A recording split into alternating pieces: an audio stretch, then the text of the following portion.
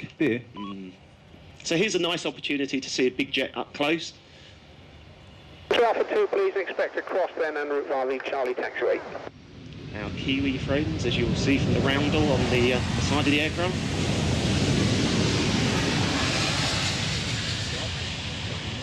Stand by, break. Kiwi 757, welcome back to Kemble, 180 backtrack and left at Alpha 2, back to your parking slot. Yeah, you expect.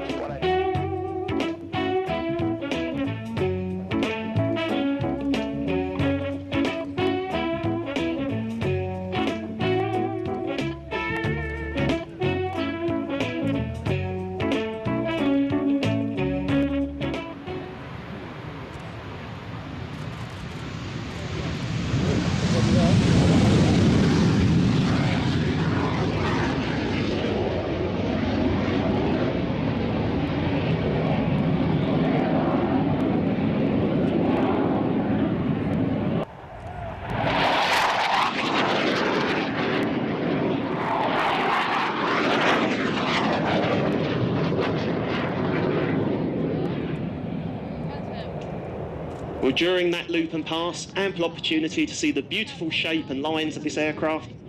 Very much a thoroughbred, came out of the same stable that, of course, built the Hurricane, Typhoon and Tempest, and then later went on to build the Harrier. It looks right, it is right. Tell the other dude, go down to him and tell him that those dudes got some target.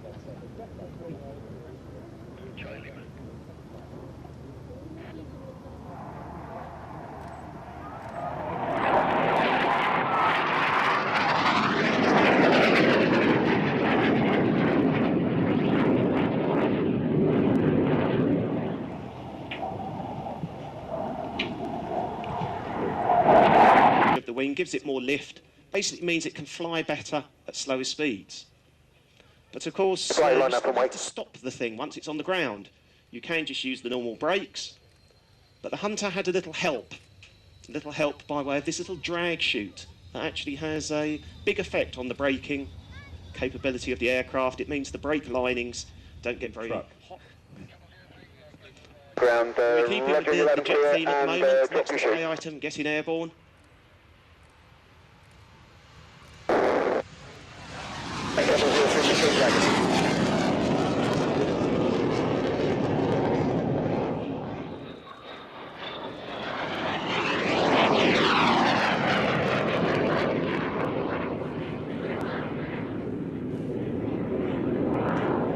Duncan actually learned to fly through an RAF flying scholarship and gained his private pilot's licence at the tender age of 17. The flying scholarship scheme is still available. Suitably qualified and motivated teenagers can actually get the Air Force to pay for them to train for a private pilot's licence. Fabulous.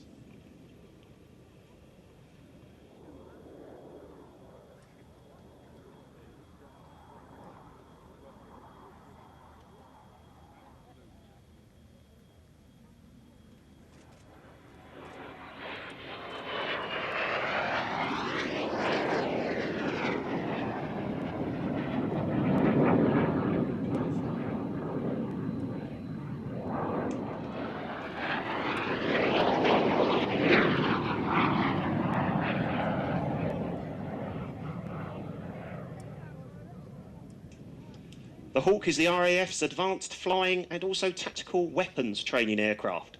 So for any potential future RAF first jet pilots in the audience, this would be the first jet aircraft you would fly with the Royal Air Force.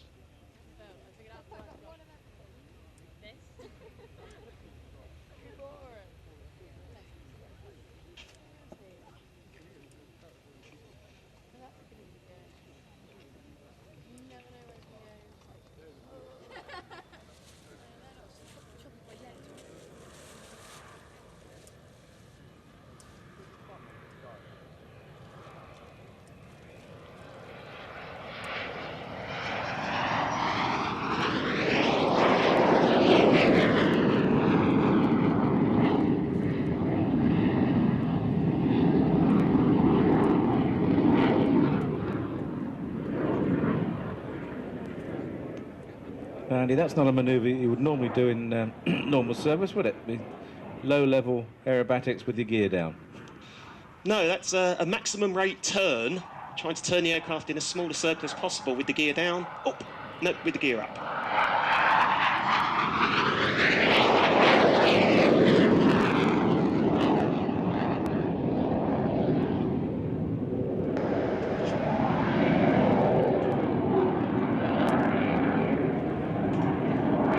We were talking earlier about the piston provost and the jet provost, and which are the predecessors of this aircraft. Big difference. This is inline cockpit, and they were side by side. Why the change? That's correct. In line in the Hawk, the instructor sits behind the student, generally called tandem seating for obvious reasons. It's basically to make sure that the student is immediately acclimatised to the seating configuration. Their display aircraft are painted all over black.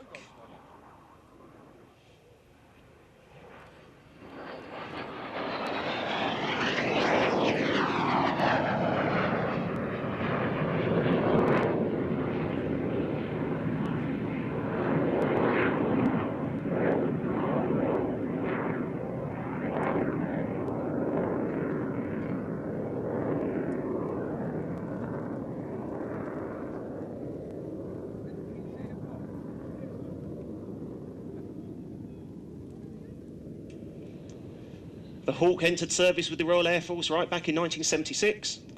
And the next generation of the Hawk 128, will enter service in just 2 years' time. A very much upgraded aircraft to introduce pilots to the modern digital and avionics systems that they'll find in the modern aircraft, such as the Typhoon and the Joint Strike Fighter.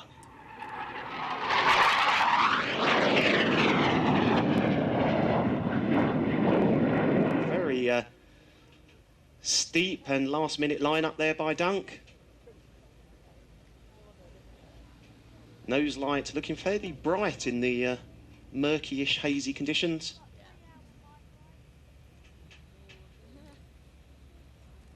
And Dunk safely down in the 100th Squadron Hawk display for 2006. Right, one on to vacate. Andy, why has he got a skull and crossbones painted on his fin? That's a very good question. 100 Squadron is known as the bone. Slower airplanes are launching first as a pair, the extras right behind them, and once they're airborne, the extras will come into box formation beside the bulldogs. Just checking you on frequency, runway 26 left hand, the QFE is 9 Display flying is incredibly expensive, so we're very grateful.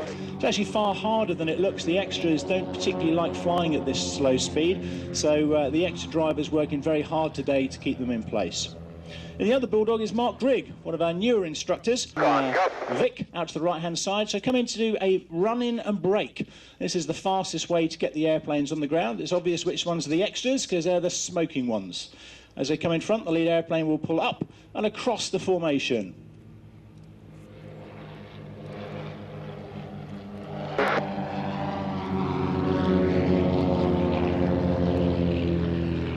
One goes, two goes, three goes, and the last airplane is John Taylor, who's now going to climb up to height to position himself at the display and build up his energy for what's going to be a very technical and thrilling Extra 300 display.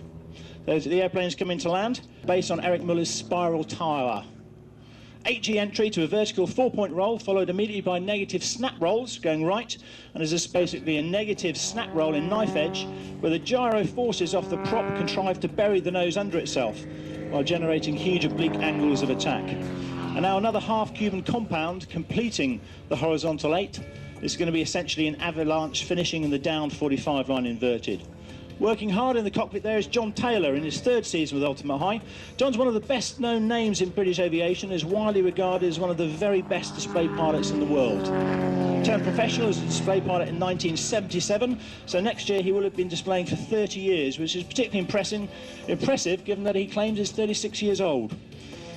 He joined Firebird Aerobatics in 97 and flew the Extra 300 with Brian Lacombe for a year on the Rover Aerobatic team, and then for 5 years with the Microlise team.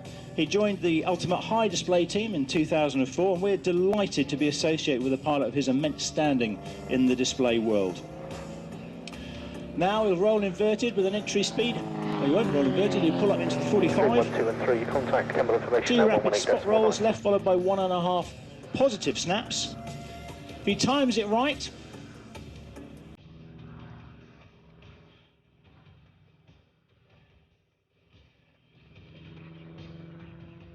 on black. Taxi to the midpoint hold. We walk formation taxi.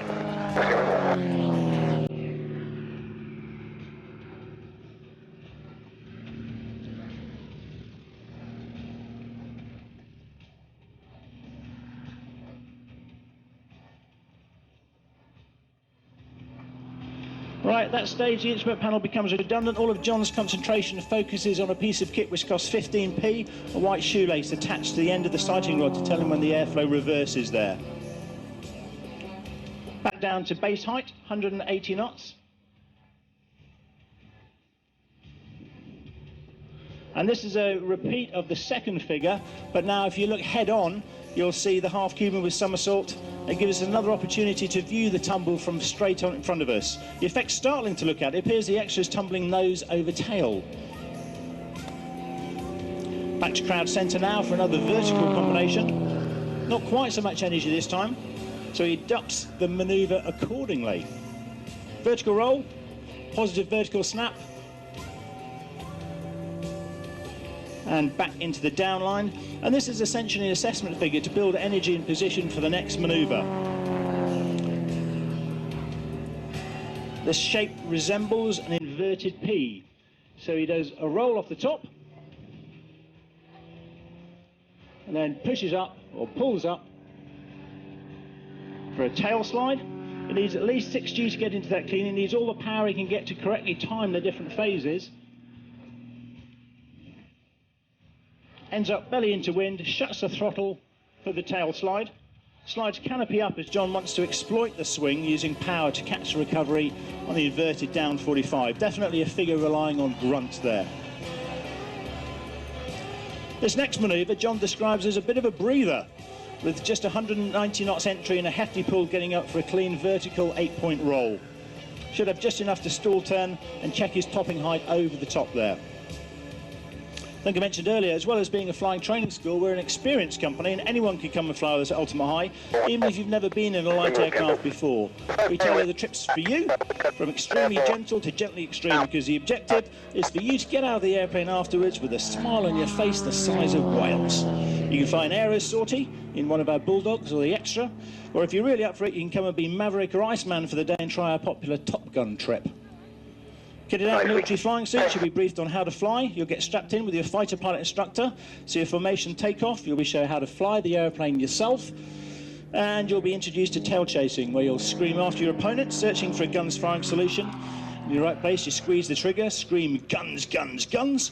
If you're in the right place, you'll see smoke come out of the bad guy. You can scream yee-haw, Jester's dead. Be home in time for tea and medals.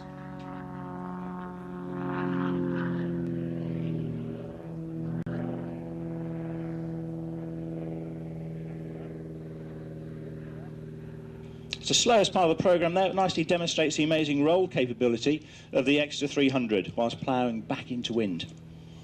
Pull back down now for a reverse half Cuban compound this time.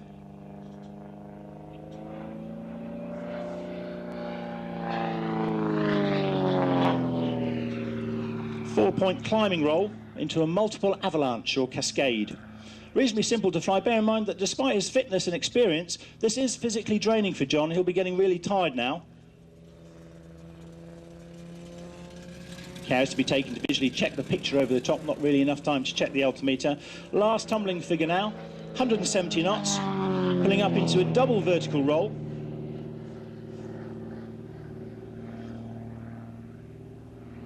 And a Lomchevak over the top. It's easy to get disorientated there, but he reverses the rudder to make the Extra fall into an outside or upside down spin. Makes the task of spotting his exit heading a bit easier to see. We'll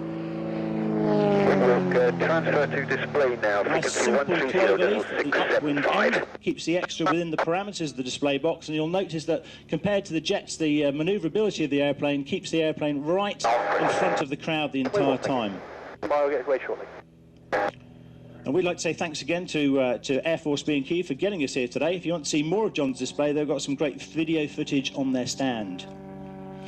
Finally then, after some 8 minutes of intense concentration and high workload, and that's just for the commentator, time for a bit of showmanship as the airplane goes past in a knife-edge flyby, showing off the Air Force decals nicely.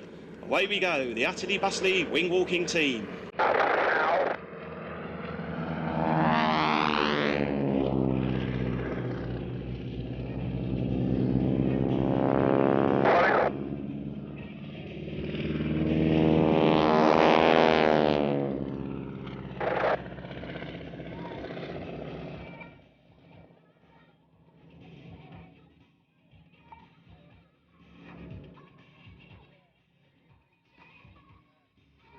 Martin Carrington, his wing walker is Sarah Tanner, and you'll notice when at first pass they were the right way up, now they appear to be upside down.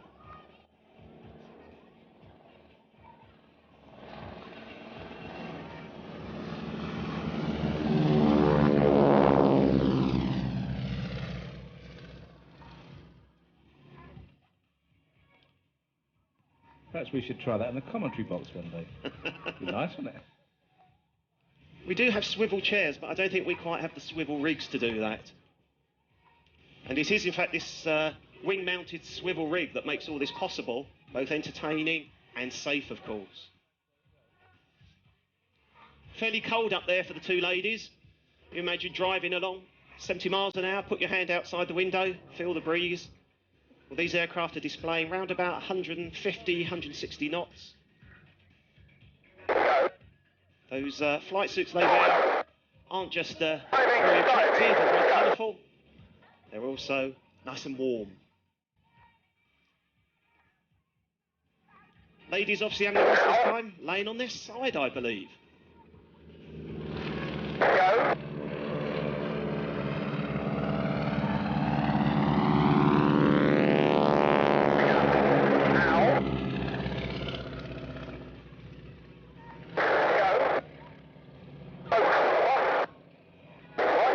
A Boeing Stearman, or probably known as the cadet in service with the United States Army Air Force in the late 1920s, mainly in the 1930s. From display director to These were training aircraft, very powerful airplane for a training aircraft, powered by a radial engine. The cylinders are actually arranged in a circle around the crankshaft, and that's what gives the aircraft this very distinctive whining noise.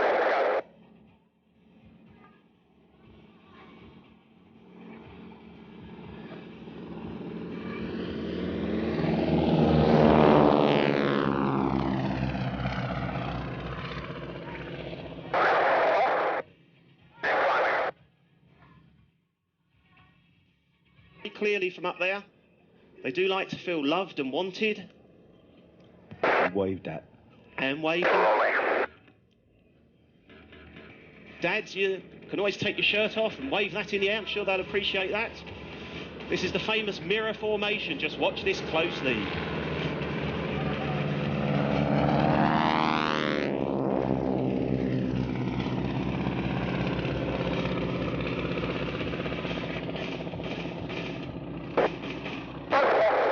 That was Sarah's favourite bit. She says she likes flying upside down.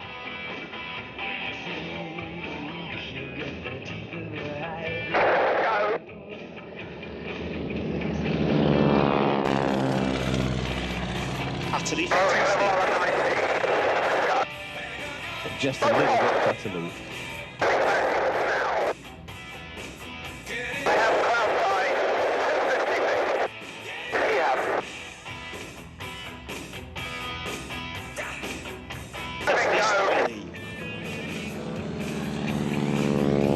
Andy, the bit that impresses me is when they actually unstrap themselves and climb back into the cockpit. I like that. I don't think I like that very much. The lady's certainly working very hard up there. I think they can hear the music. Hard-working girls. Or just working girls. I couldn't possibly comment.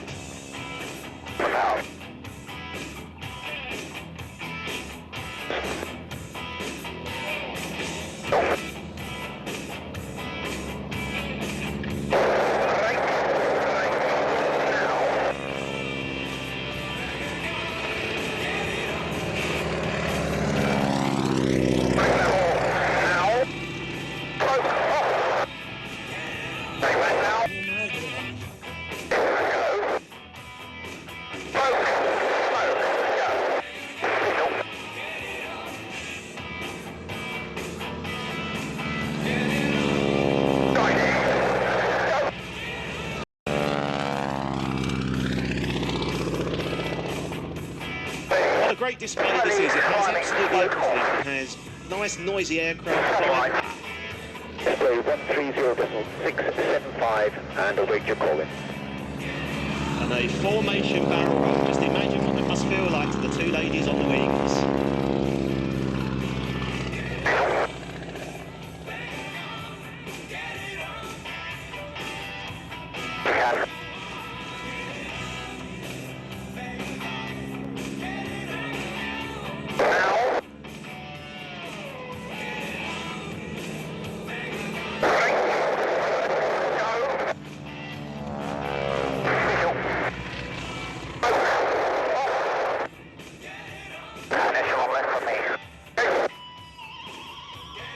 However, being a wing walker is not so bad. One of the worst bits is you tend to swallow a lot of flies and bugs. Listen now on display frequency 130.675 for your call in.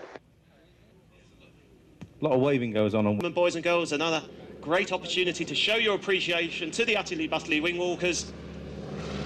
Believe me, they can see you, they do appreciate it. Yeah, come on, give them a wave. Wave everything. Wave your program, stand up, jump up and down, do it. Nice roller coaster bunt. Martin with his wing walker, Sarah.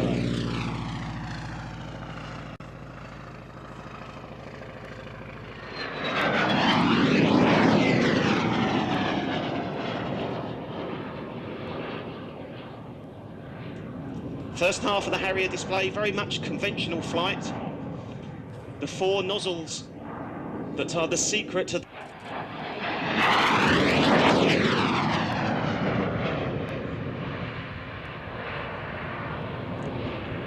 It is the combination of being able to vector thrust, that thrust provided by the mighty Pegasus engine, that enables the Harrier to do things that other fixed-wing aircraft just cannot do.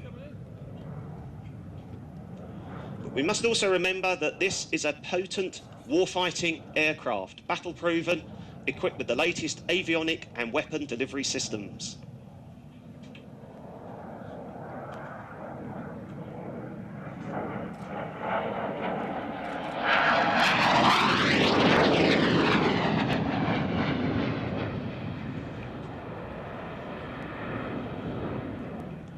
The prototype first flew in the hover right back in October 1960. Kemble. Since then, the aircraft has been radically developed to one of the most sophisticated warplanes in the world today.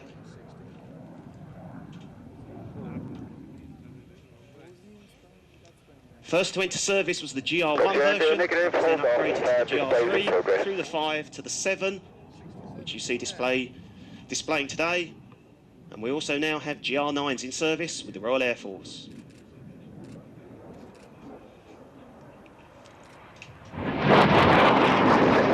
Roger, Kemble music runway 26 right hand, QFE 998 millibars. The outside area is plus 18, the surface wind 230 at 7 knots. The Harrier is due to remain in service with the Royal Air Force until 2019. By that time, 5 different marks of Harrier would have served the Royal Air Force for 50 years.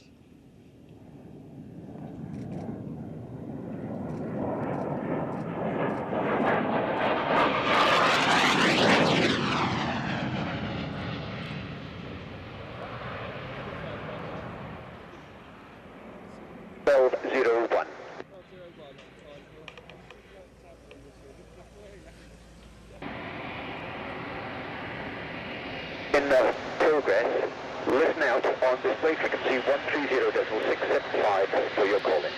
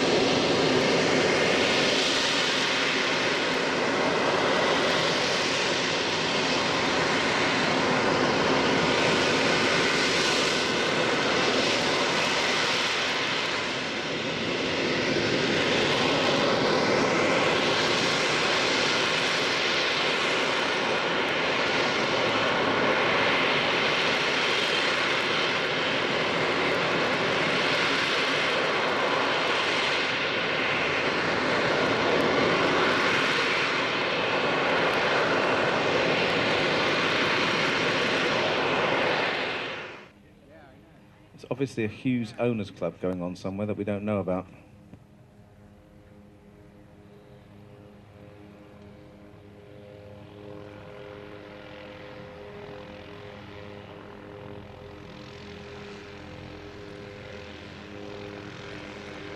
Well, this is the VIP flight just arriving to deposit all the lucky VIPs. It's about lunchtime, so here they all come. Well, I've been joined in the Tornado Kemble reflection strength 5. They're all the same thing on the ground. Only you're looking at it from a different angle. Tornado start approved, it's 26, right-hand circuit, the airfield QFE 997 a bigger one of those, millibar. and they can put troops in them. Hey, that's a good idea. Why didn't somebody think of that? Stand by, Sam. I wouldn't have thought you're too far off. Very good aerobatics. I mean, there's some very steep wing overs there, and I think the maximum rate turn if you can now move that to the north. 50 metres, I would say. Talking about safety of these things, there are two pilots, and they're shadowing each other. So there's another guy that does the parachutes and the landing lights. Well, that's very impressive. I think a low-level pass this time. And that is a very low level. Top side, look at that knife edge pass. That's magnificent. I was also almost expecting another parachute and a MSP to come out the back, right, a medium stressed platform. All we need to do is put some flares on the back there, the IR flares, and then they've got it. Is this, what colours? Is this in American Coast Guard colours? It is. One route, so again, you call Sam. Golf Romeo, November Delta Delta. Delta Roger, change order, good day. Cotswold 1008. 1008, thanks for your help, Anna. Have a good air show. Most of the Cheers for that. military units now have this capability. That's exactly right. Some of the what are called UAVs, uninhabited airborne vehicles. I think this is the landing. Very nicely done. Flying on the top of that stack is Sergeant Dean Hoskins from 47 AD, and flying on the bottom of the stack is now broken away, flying the Cotswold flag.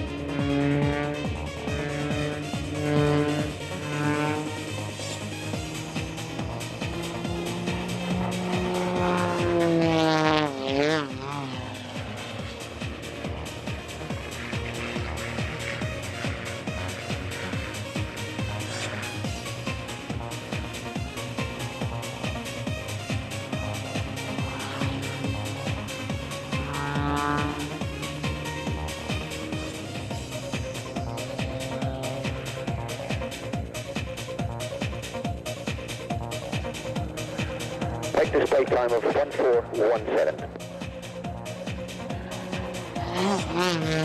Display in progress, listen out, display frequency 130.675.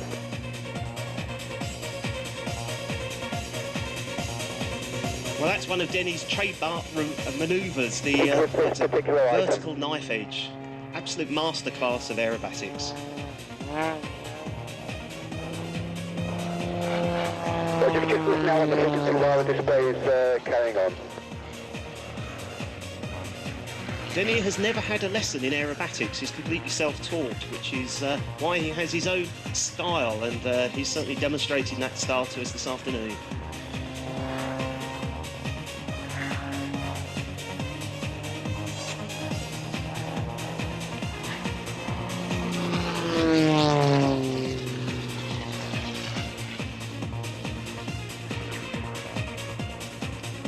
Denny certainly knows how to get the most out of the extra 300 aircraft. One of the top aerobatic designs of all time. Built for one reason, just to win aerobatic championships, and it has won them a plenty. Very sprightly aircraft, not the easiest thing to fly. A bit like a thoroughbred racehorse. For someone who treks on ponies like me, I'd fall off in seconds. Exactly the same with this type of aircraft. Stressed to plus and minus 25 G. I'm not sure what Denny's stressed to, but I don't think it's quite as much as that. But Denny's certainly pulling up to 10 G during this display. What that means is, for the time he pulls that amount of G, his body weight actually increases 10 times. So if Denny is, let's say, 10 stone, he suddenly becomes 100 stone. Ooh, that's fabulous work. And a nice bootful of rudder at the end as well, look at that. So what's left to do once you've gone under the ribbons twice? 5. Especially to fly that accurate. And to cut the ribbons with it. Once again, I think you just have to applaud and jump up and down for that.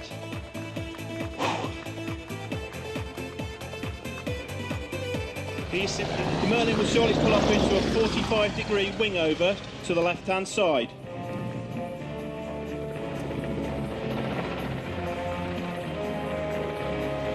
This is a particularly demanding manoeuvre for such a large aircraft with a tail rotor. Today the aircraft is being flown at its lowest practical weight of around 11 tons, but in squadron service it is more normally operated up to 15.5 tons.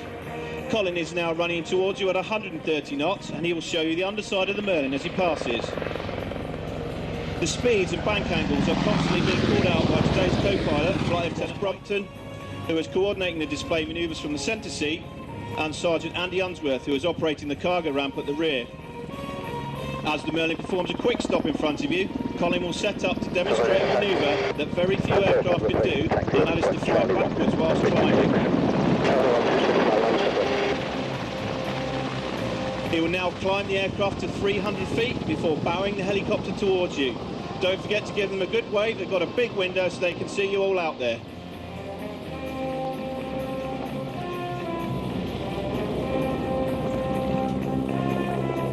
As the Merlin turns around the corner, it will depart downwind. The crew will then set themselves up for a running landing onto the main runway by carrying out a positioning turn.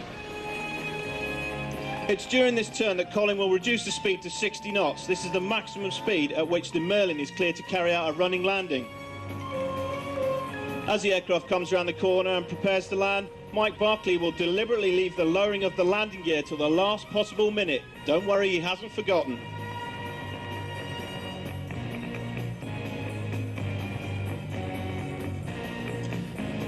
As the gear comes down and the aircraft lands on the runway, Colin is deliberately holding the nose wheel off the ground by use of the cyclic control stick. This is a pretty tricky thing to do when the wind is blowing under the rotor disc. And as the Merlin lifts back into the air, Mike will retract the landing gear and you'll see Andy lower the ramp at the back, and he'll put on the reversing lights.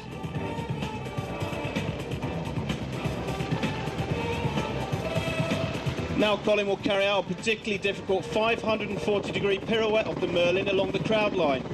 Remember, ladies and gents, this is an 11-ton helicopter that he's spinning around in front of you. As the Merlin rotates, you'll be able to see Andy sat on the ramp. Please give him a big wave as he passes you. And if Andy's mum's watching today, he has got a harness on, so he's not going to fall out.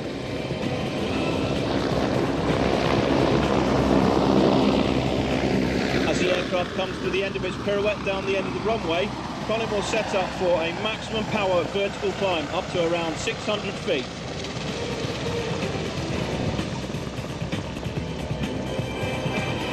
We confirm your jet promise. Kemble 1-2, reading 5, runway 26 As right I said, hand. the aircraft is now going to climb up to around 600 feet. During this climb, Colin will carry out a 180-degree spot turn to face the Merlin into wind.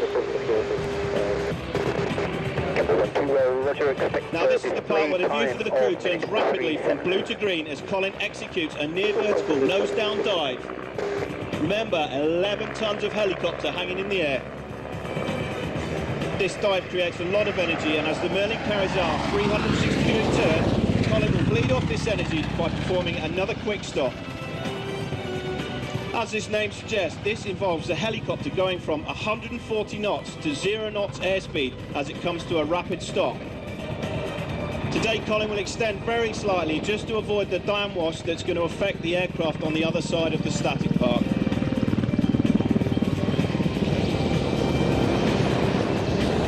As the aircraft comes to a stop, the crew will begin to prepare to show you once again the Merlin's ability to fly backwards and climb at the same time. During this manoeuvre, the crewman becomes the eyes of the pilot and talks him into the correct position. This is a skill that all RAF helicopter crewmen are trained to do from an early stage in their career. The aircraft is now climbing up to once again to around 600 feet. As the Merlin gets ready to perform another stomach-churning dive, Colin will set up for a manoeuvre which the crew have nicknamed the roller coaster. For those of you who've been on a roller coaster before, you will now appreciate what sensations the crew are about to experience as they go over the top. However, I can assure you, ladies and gents, none of the crew at this time are waving their hands in the air shouting "wee."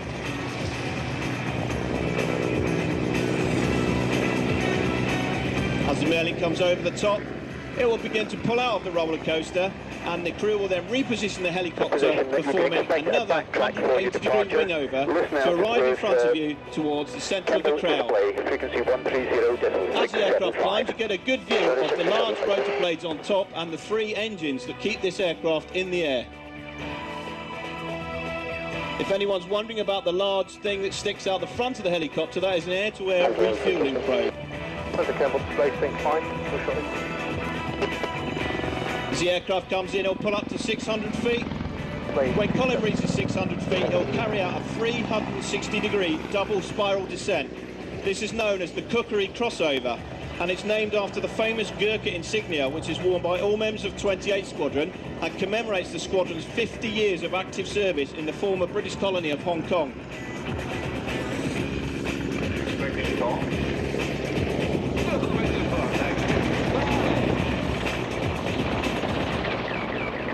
As Colin and his crew disappear up the left-hand side of the runway, they'll reposition for their final run-in for today's display.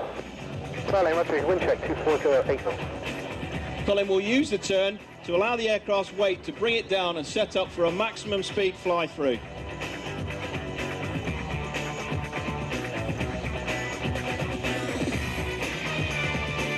The Merlin will now fly through the crowd. And ladies and gentlemen, if anybody wants to...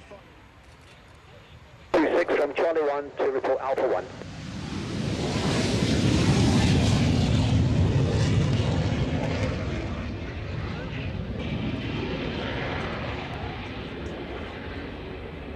And once again, that beautiful sound from the Rolls-Royce.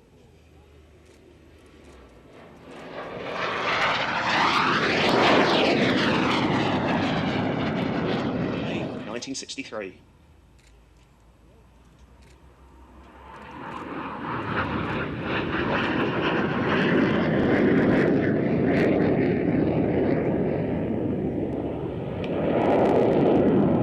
It was originally assigned to 764 Naval Air Squadron, then based at Lossiemouth in Scotland, where it was used for air warfare, instruction training and also conversion flights. 3 years later, the aircraft was stored, guess where? Here at Kemble, but later reissued to Yeovilton for their station flight.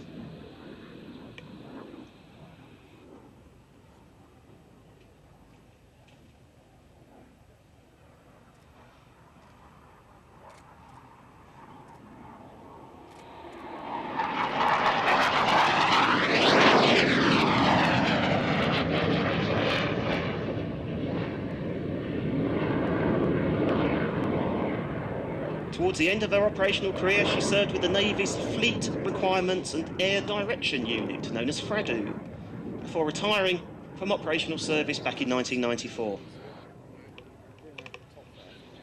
For the next 10 years, the aircraft had a number of owners and made many airshow appearances during the late 1990s. Report your required transit level. Orbited departure to the east at 548.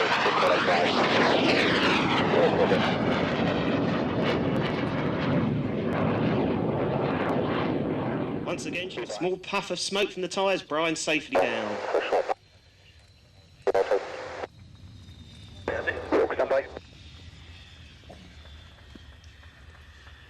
And just to prove you can't get too much of a good thing, we will have more hunters a little later on.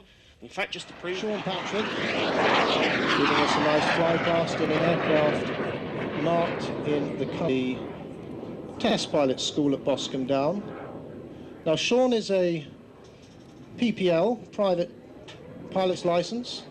He is not ex-military, and it's interesting to see here he recently got his display approval. He has learnt to fly from basic on this aircraft. He's now graduated to the Hunter, and he's also got the formal approval to display this particular machine. This is what you can do with PPR.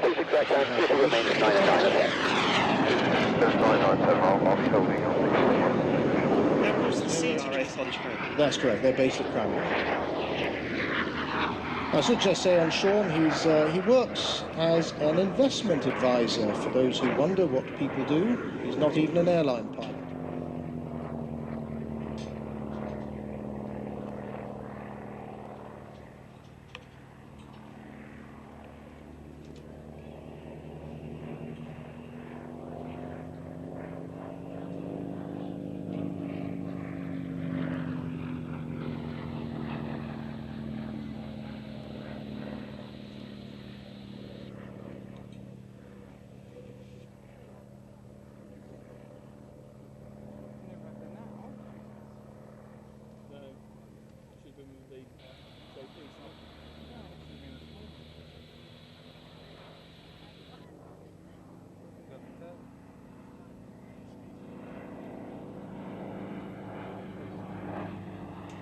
And as you can see, although this is an old and fairly underpowered aircraft, in the right hands it is very aerobatic.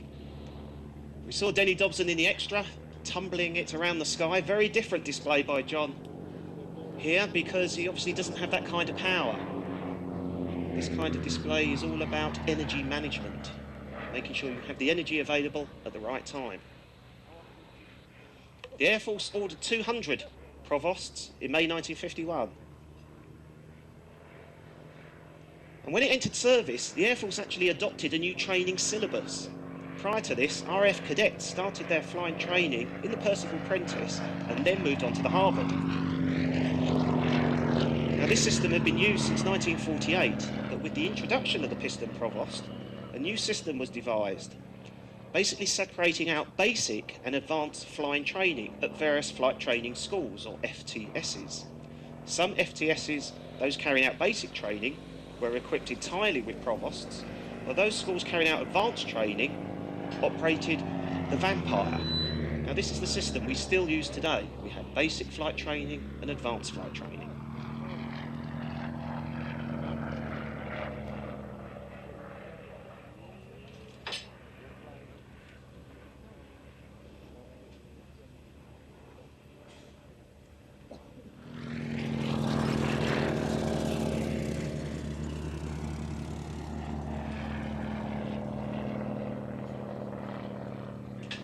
The first FTS to receive the Provost was at South Cerney, just down the road, is possible.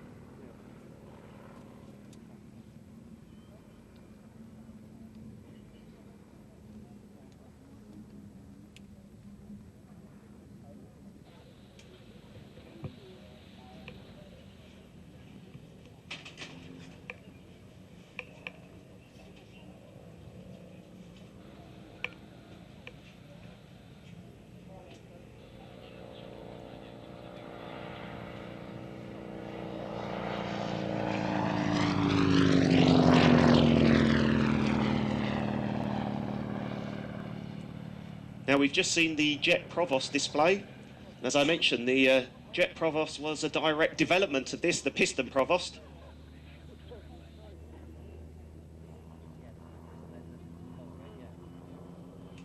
And in fact, the Mark I Jet Provost was this aircraft with a jet engine fitted. Nothing more, nothing less.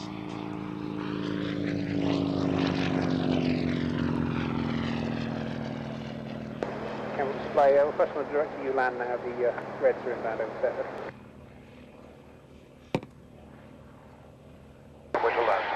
John certainly knows how to get the best out of this aircraft. Now you see a pair.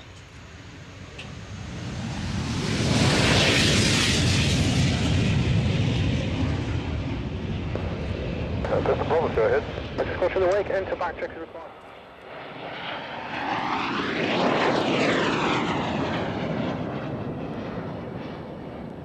Out.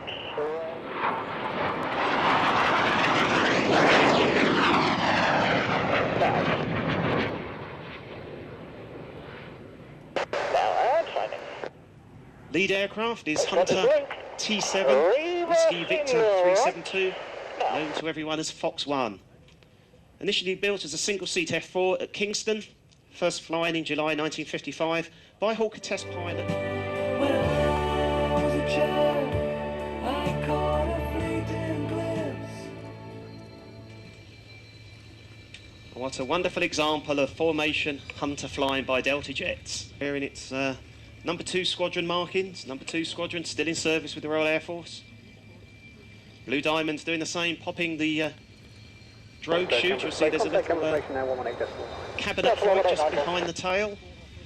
Seahawk, Kemble, display, line up and wait runway 26. Taxi to the 7 holding point, runway 13. How quick the aircraft can stop. Once again, etiquette dictates that you don't drop the drogue onto the runway, you taxi off with it before you release it.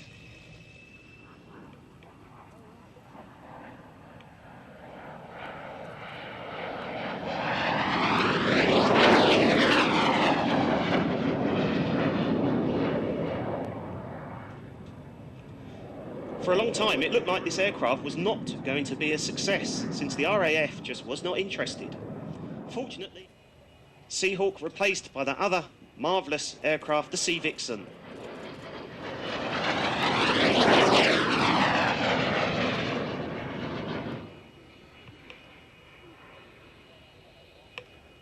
Seahawk is probably best remembered for its formation aerobatic displays at Farnborough, and you can see its Fleet Air Arm ancestry by the big tail hook out the back.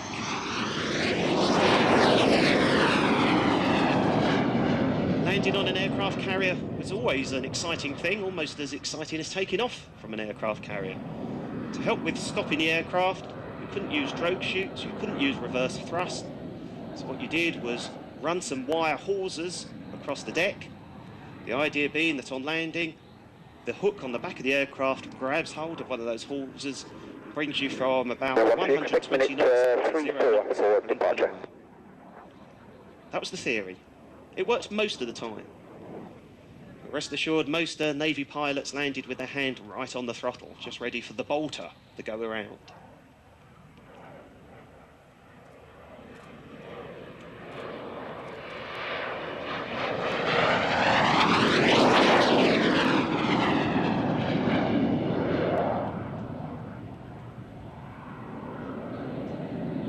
This Seahawk is the only one still flying anywhere in the world. Built Coventry, 1954. Served initially with 807 Squadron. Embarked on HMS Ark Royal and HMS Am I still going to be able to depart about 4 o'clock conversion to the new standard, the FGA 6 standard. And then remained with 806 Squadron until 1960 before she was retired.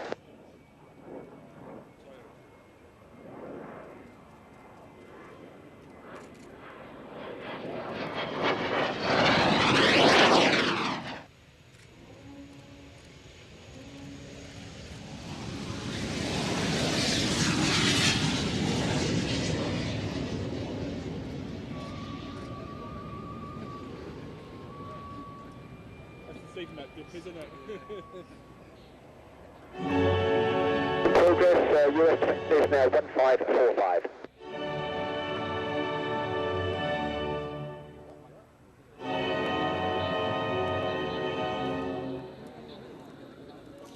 Runway 26, wind calm, QFE 996.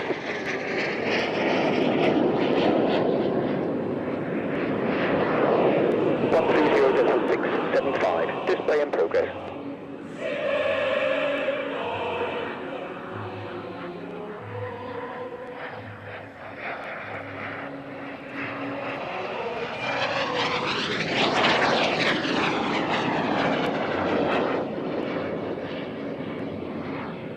So Colonel Paul started his display with the classic quarter cloverleaf manoeuvre.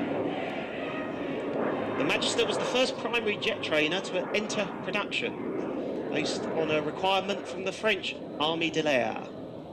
Actually sprang from work by an aircraft designer called Pierre Mauboussin, who was known for fitting very small jet engines to light aircraft and gliders. He also fitted one to a bicycle.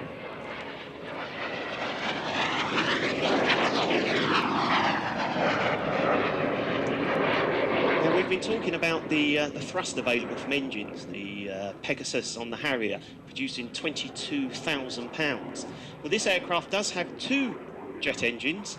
Each one is rated at 880 pounds of thrust.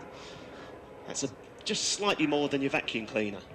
So once again, displaying on such little power needs grace, control and ability. The Colonel has it in spades.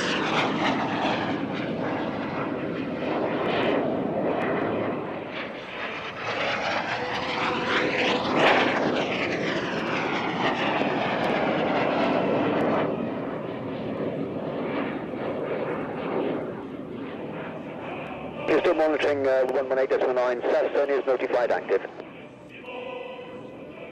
Kemble display, just advise South Stony is active today.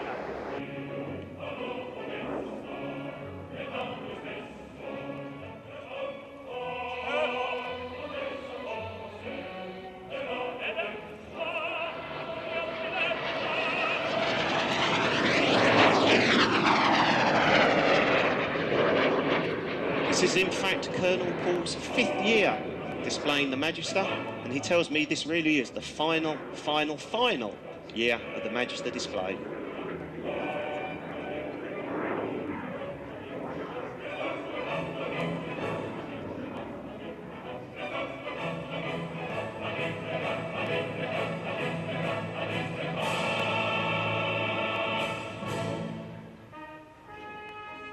Approximately 2 minutes, minute 45. The Colonel calls this his rock and roll pass. Rolls one way, rolls the other, rolls the way round as well. To show off that amazing colour scheme, and of course the colours of the Belgian flag on the underside of the aircraft.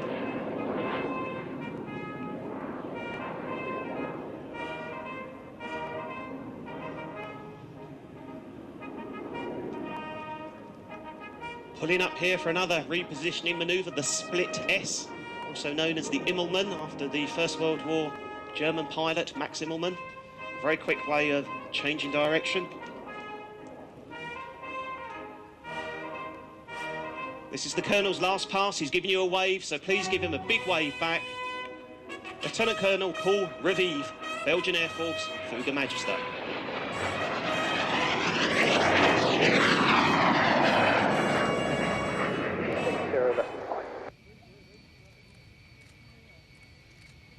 Well, the Magister doesn't have a brake chute to deploy, so the Colonel here holding the nose up high, Okay, by the red house. adding wind resistance, helping to slow the aircraft down.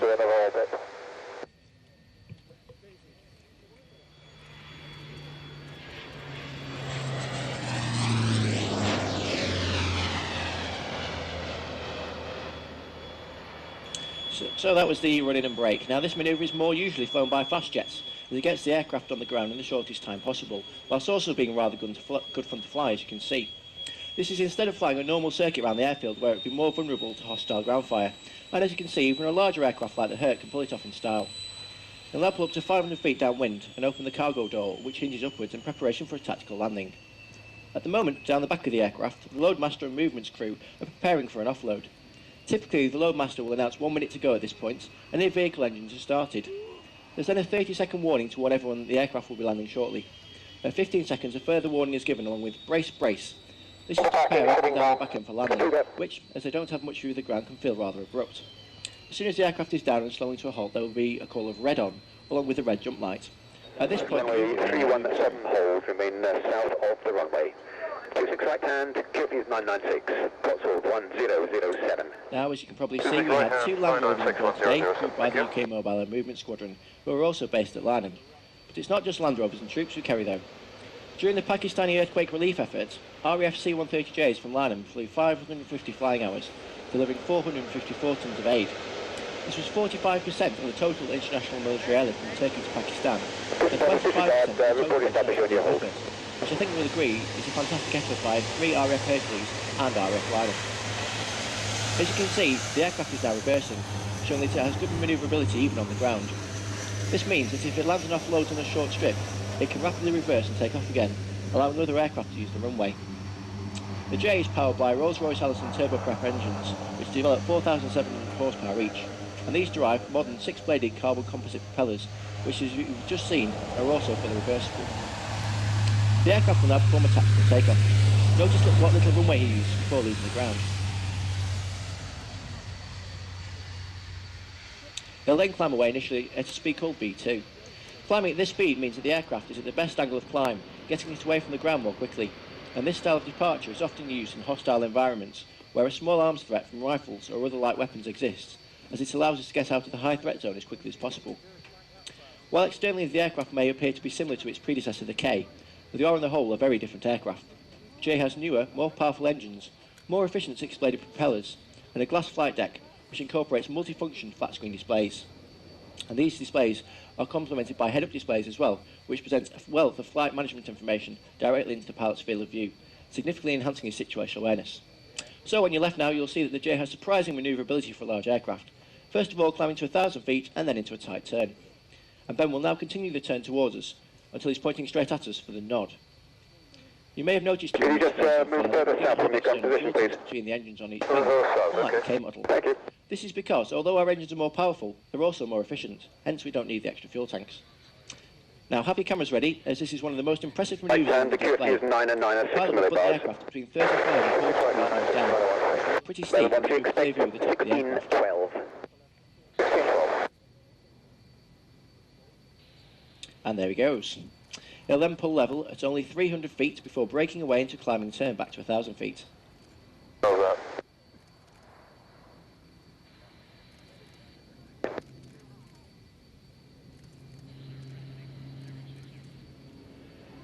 Now this is the point in the display where it's most possible to overstress the aircraft, so both the pilot and co-pilot will watch it carefully to make sure they stay at or below 3G. As for all multi-engine flying, teamwork is vital.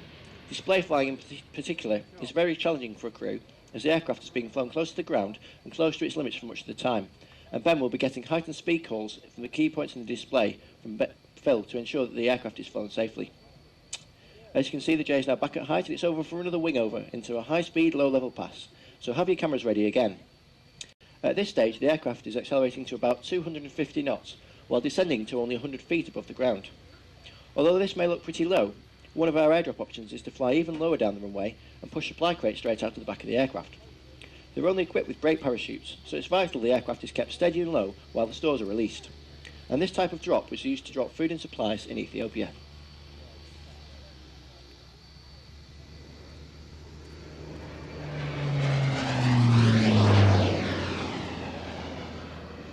Air Force Boeing 757.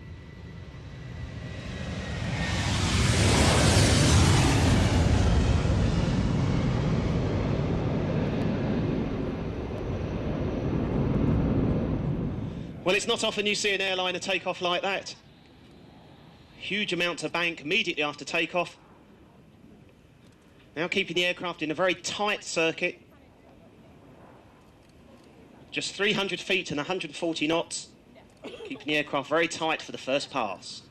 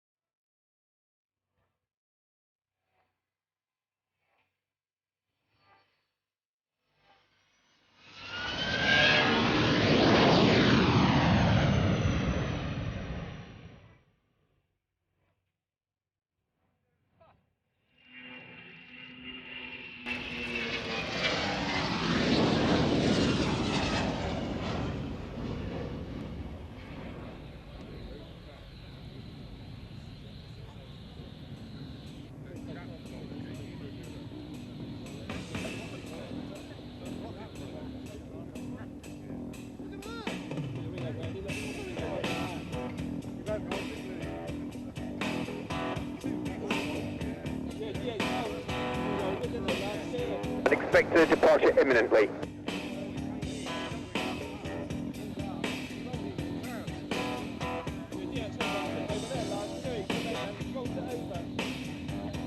Parachute drop, approximately 3 miles east of Kemble.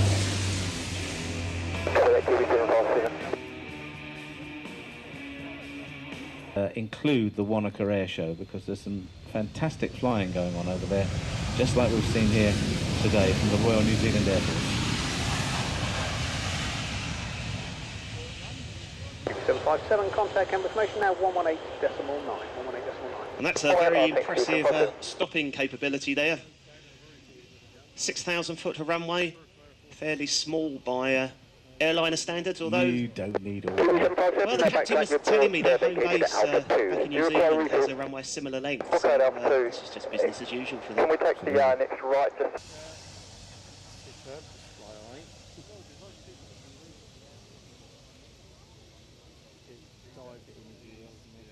Mark the change from piston-engined propeller aircraft to jet aircraft. Often you see the Sea Fury and the Sea Hawk together. The Sea Fury took piston-engine aircraft design. Just cautioning the Royal Navy helicopters for their blast. Roger that. Black Cat, copy that. Black Cat, over.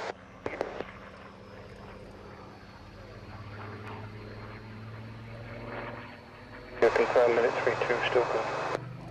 U2 overlooking minute 34 now. Minute 34. Expect runway 26, QFE 996, wind calm. Minute 34, with No weapons, relying on altitude and speed to keep out of harm's way.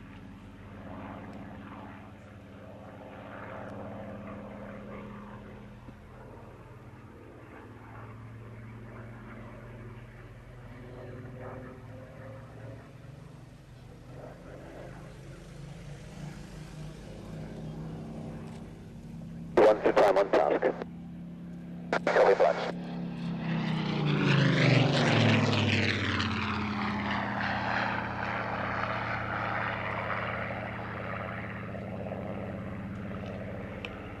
This particular Spitfire is Papa Sierra 853, delivered to the Royal Air Force January 1945 and served with number 16 and 268 squadrons. This aircraft was actually one of the founder members of the Royal Air Force's historic aircraft flight back in 1957. The historic aircraft flight changed its name to the Battle of Britain Memorial Flight.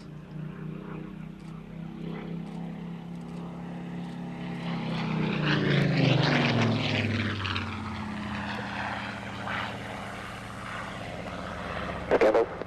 Can you confirm where you'd like us to hold there before we run into the south or to the north of the airfield? In the 1990s, this aircraft was put up for auction from the Battle of Britain Memorial Flight to raise funds to repair a very badly damaged Hurricane. It is now owned and operated by Rolls-Royce Heritage Trust, operating out of Filton, not far to the west, just outside Bristol.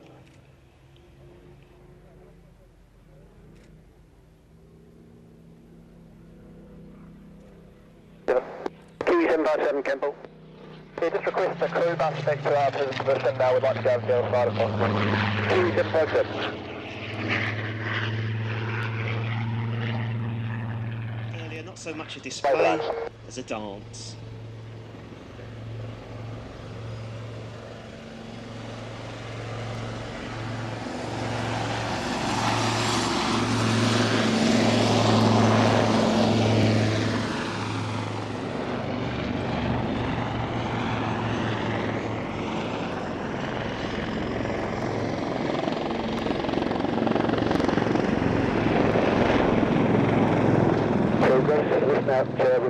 So starting the display with a 270-degree wing over, though of course these are helicopters, so you can't really call it a wing over. The helicopter turn is pedal turn, but keep watching the two black cats as they pull up for an opposing pedal turn.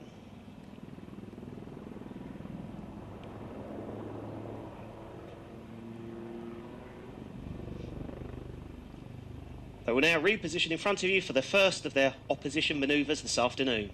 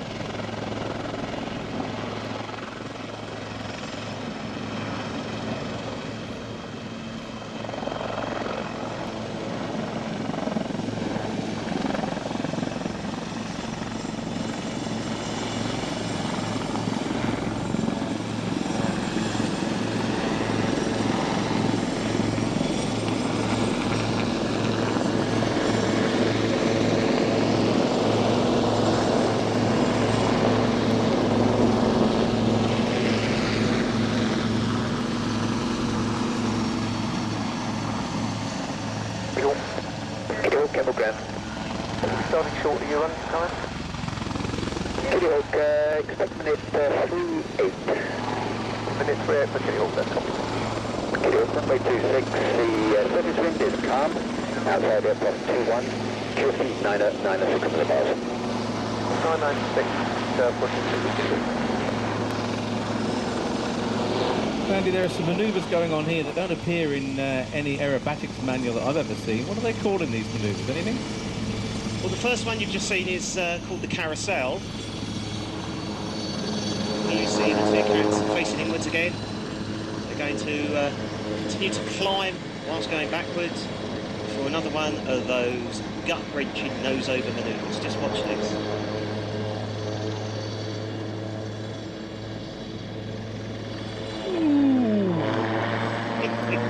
I've been inside a Lynx when it's done that, and it's worse inside than it looks outside, I can tell you.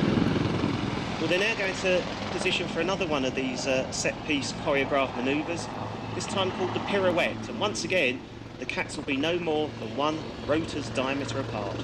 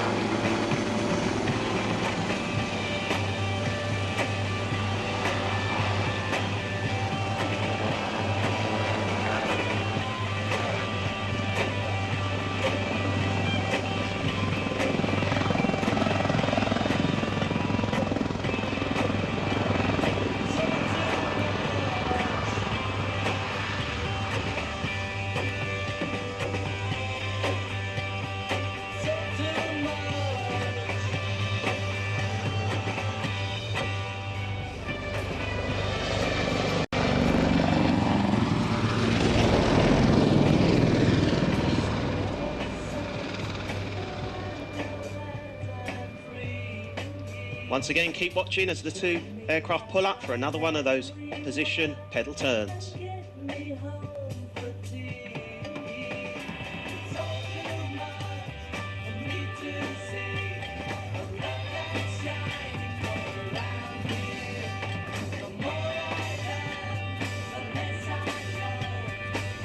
Now, this next manoeuvre is my favourite because one of the aircraft displays in the air while the other actually displays on the ground. Fabulous stuff.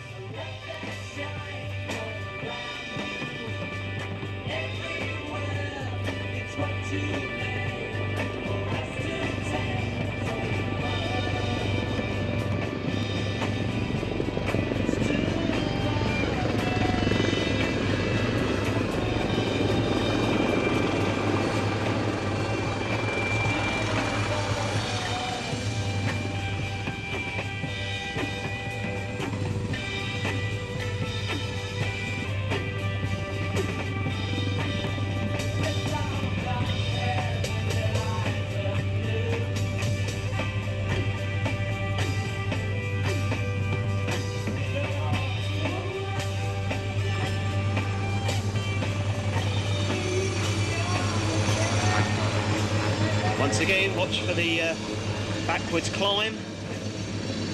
And I think you know what's coming next.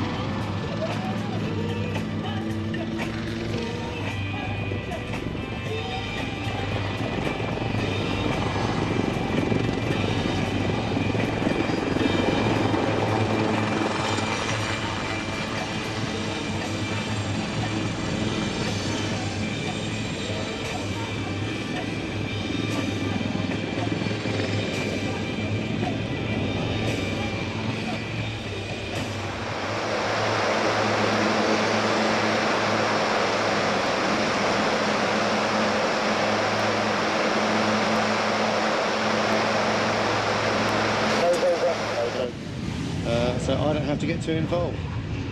Cool. Anybody particularly you'd like to thank this year? Well, of course, there's the whole team.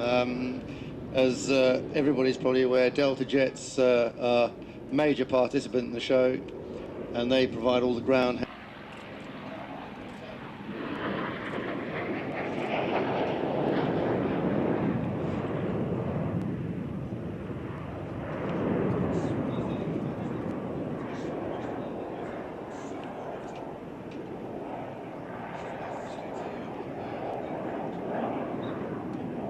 Many different variants of Meteor were produced, including a night fighter version, the NF-11, of which this is an example. All the night fighters were built under licence by Armstrong Whitworth, who have been heavily involved in the contract production of the Meteor variants for many years, as they were a subsidiary of Hawker Siddeley, to which Gloucester belonged.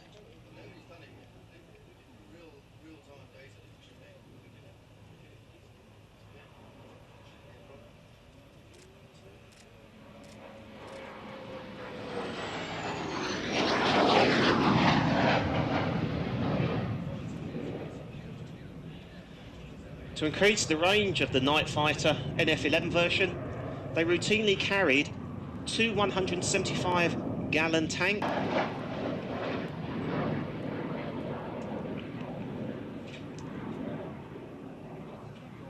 In early 1946, Group Captain Teddy Donaldson actually broke the world speed record in a Meteor, officially registering 616 miles per hour. Now, test pilot Rody Beaumont had previously taken the same aircraft right to its very limit and actually clocked a speed considerably faster than that, some 632 miles an hour. But since that was not done under official conditions, it did not become the official record.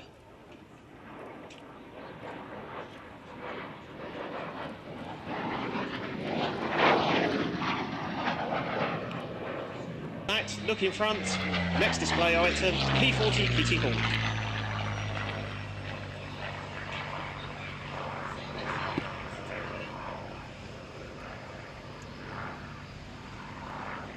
Another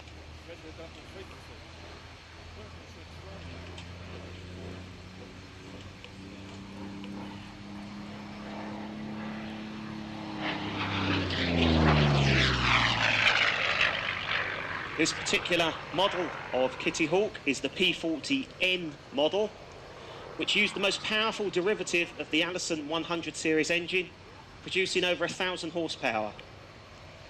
Whilst not as powerful as the Rolls-Royce Merlin of the time, this was certainly a smoother and tougher engine that served in some of the most...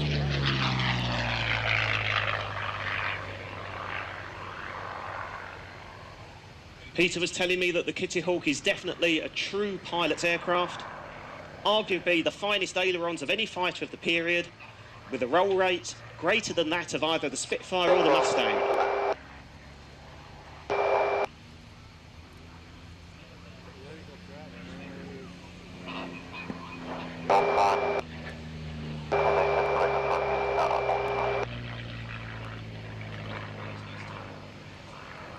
A total of 13,000 Kitty Hawks were built between 1938 and 1944. I mentioned it was the third most numerous US aircraft of the Second World War. Most numerous was the Mustang, and the second, answers on a postcard, Thunderbolts. Should be complete at minute 5:07. I take it, will he be landed by 5:77? There should be wheels on the runway by minute 5:07, if not before. As copy, there will be late therefore for our designated departure. We will need to enter back. The aircraft is armed with 6 .5-inch caliber machine guns, 3 in each wing. Could also carry up to 1,500 pounds of stores externally, with 3 hard points, 1 on each wing and 1 on the belly of the fuselage. This aircraft is due to land at 5:07 before we can then taxi.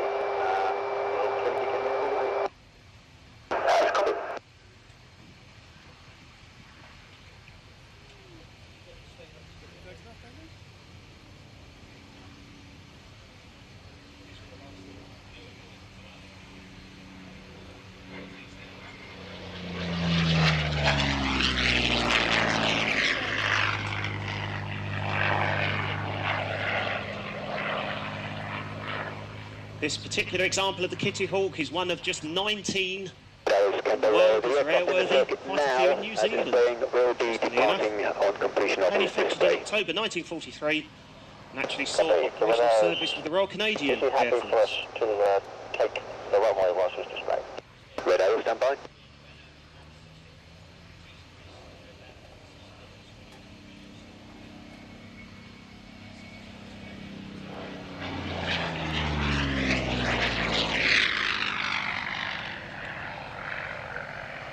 She currently wears her original Aleutians colour scheme.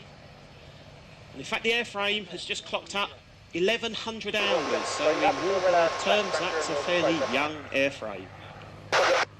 Certainly.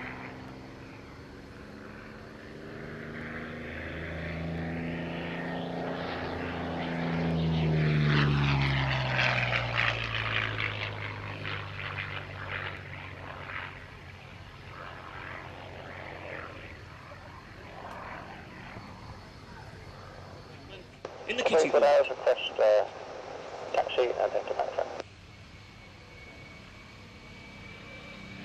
326, 15996. Taxi. 1 hours. 23996. The strap-in and the start-up procedure, everything done in formation. This season. It could well bring our total to 4,000. Of course, it's your first year this year. Has it lived up to expectations so far? Well, this is my second UK weekend. I've been on the team 5 months now, joined in December. And so it's been a fairly hectic learning curve, picking up all the jobs as Deputy Team Manager to Squad Leader Paula Hunt, who's in the audience with us here today. I'm also Red 10, the spare pilot. I don't have a display role, but I do the I get a helicopter there, and then I'll do the commentary and assist Rachel Huxford, our Public Relations Officer, in the PR role. I can't help noticing that you are definitely smaller than the other guy. That's very observant of you. And I don't know if you remember Steve Unwood.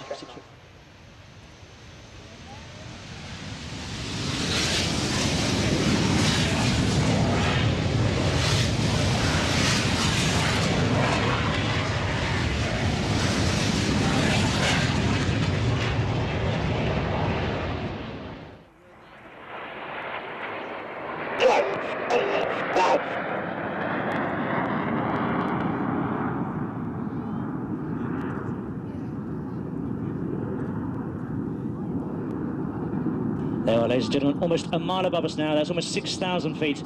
The new 2006 arrival, the Big Battle 2 Short Diamond Formation Loop.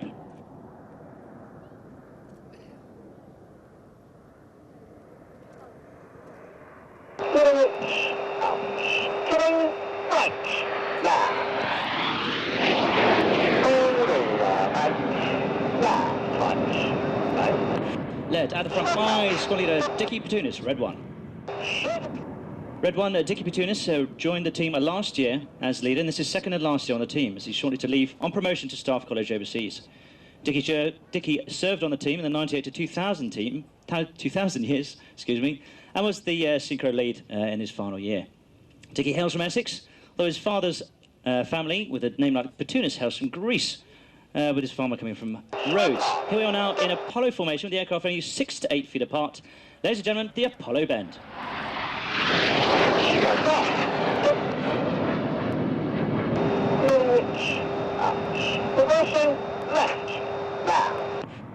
On his right-hand side is Red 2.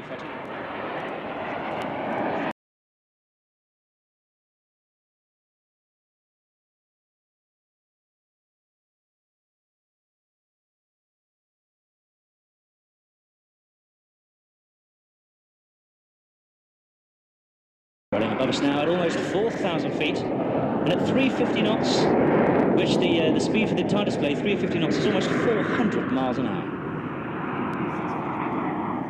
Holding the back now.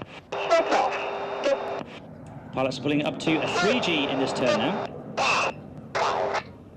And they're moving now into Fred formation. We actually call this formation Feathered Arrow, but we've shortened it in the air to Fred, because it's very difficult to say feathered arrow with the 3G oxygen mask on your face.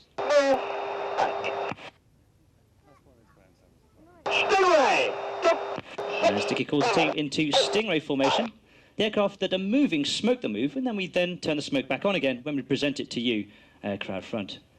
We're in Stingray formation, which is a new formation for 2006. The Reds 6 and 7 flying the tail of the Stingray. Running in now at 350 knots, that's nearly 400 miles an hour. They're going to pull up for the Stingray, loop with a twist. Ladies and gentlemen, the Stingray Quarter Clover.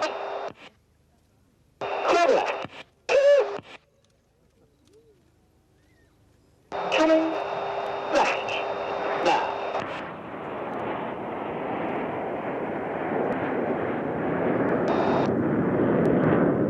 Holding mate now. Looping above us now at almost a mile, at 6,000 feet. The aircraft slowing down to a paltry 200 miles an hour.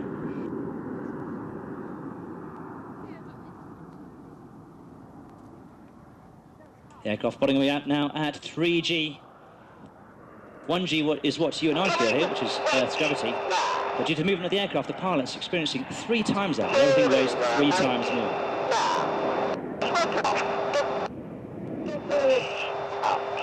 Rolling up. Terminate, we have an intruder.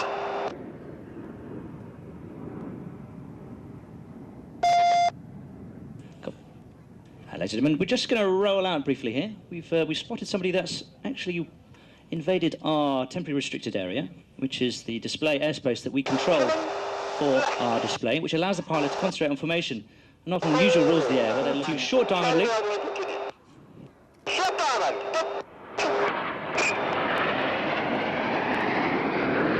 Concorde formation. Sadly, Concorde is no longer flying between the Radones, trying to keep her spirit alive. But here we are now in the Concorde 2 short diamond formation loop, using the power of their Rolls-Royce engines to power into the vertical and change formation in the vertical almost a mile above us, ladies and gentlemen.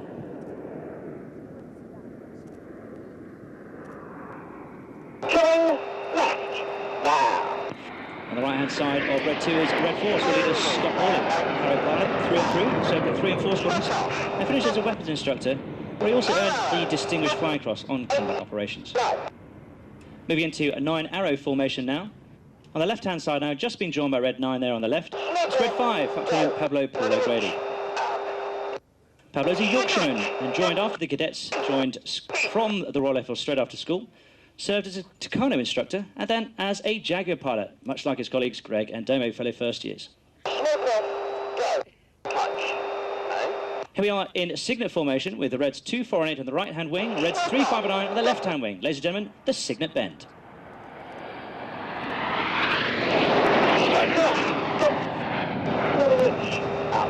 Formation right now.